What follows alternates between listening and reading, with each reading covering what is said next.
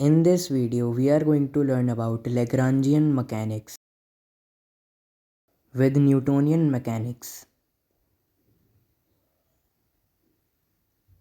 You can see the definition of a classical mechanics. It is a physical theory describing motion of some macroscopic object according to Wikipedia. It is used to describe the motion and dynamics of macroscopic objects.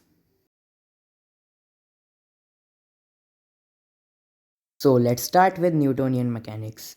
In Newtonian mechanics, we define every term with respect to some reference frame.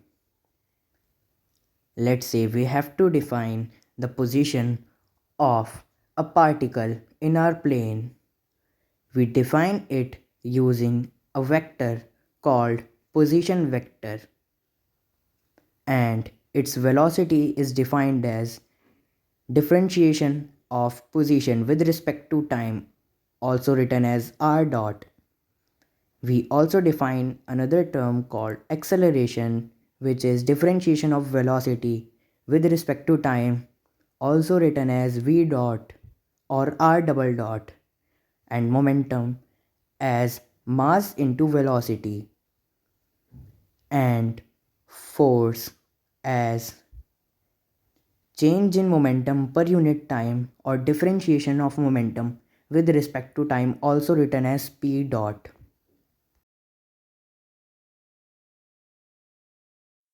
And now here if we put momentum equals to mass into velocity and simplify this equation using product rule of differentiation, it will be equals to m dv by dt or mass into acceleration if mass is constant.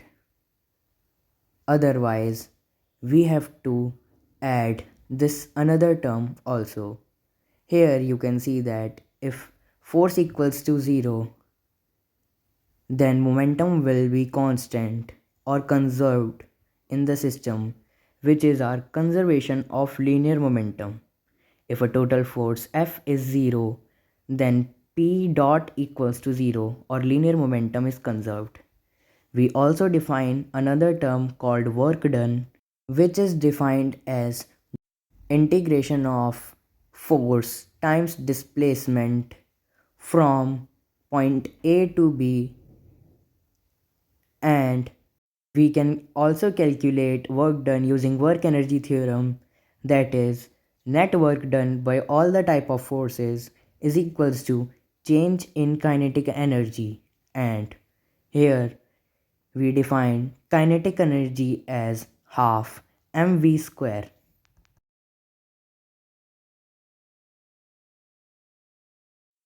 On the basis of work done, we categorize forces in two categories: conservative and non-conservative forces. Conservative forces are those forces in which the work done does not depend upon path, and in non-conservative forces, work done depends upon path. For example, friction force, and conservative force, example electrostatic force.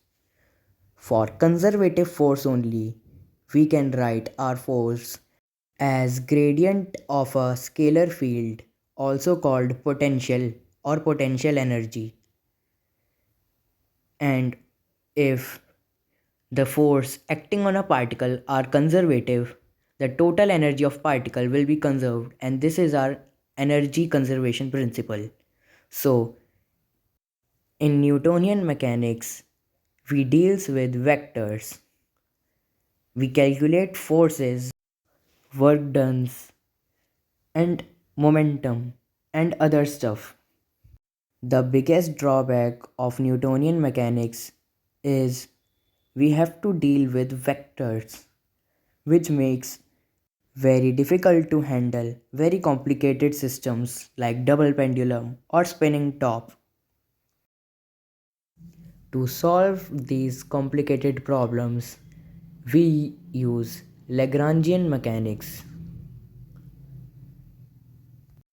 In this video, I am not going to discuss about constraints and D'Alembert's principle, but it is important for studying Lagrangian mechanics, so you can learn these topics from any book. Lagrangian mechanics solve this problem by introducing a new function called Lagrange, which is the difference of kinetic energy and potential energy, and then we put this function into our Euler Lagrange equation, which is a differential equation. In this Lagrange formalism, you don't have to worry about velocities and acceleration because we put them in generalized coordinate. It means we put velocity as q dot and acceleration as q double dot, and our Lagrangian is a function of q dot and t, where q is a generalized coordinate. It can be in Cartesian or polar coordinates. Let's try to solve a standard problem Atwood machine using both Newtonian and Lagrangian mechanics. Let's solve this first using Newtonian mechanics. We use F net equals to mass into acceleration, and if we make free body diagram, which is only a diagram representing all the forces on a body, and use our equation F net equals to mass into acceleration using some vectors and solve these equations, we will get acceleration equals to m2 minus m1 by m2 plus m1 times g. And now let's solve this Atwood machine problem using Lagrangian mechanics.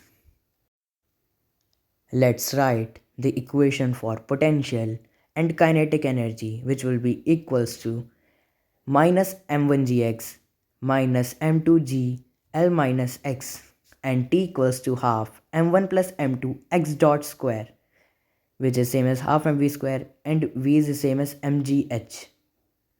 And now if we put these two equations and find the value of Lagrange and put this Lagrangian function in Euler Lagrange equation and solve these differential equation, we will get the same result, that is acceleration or x double dot is m1 minus m2 upon m1 plus m2 times g.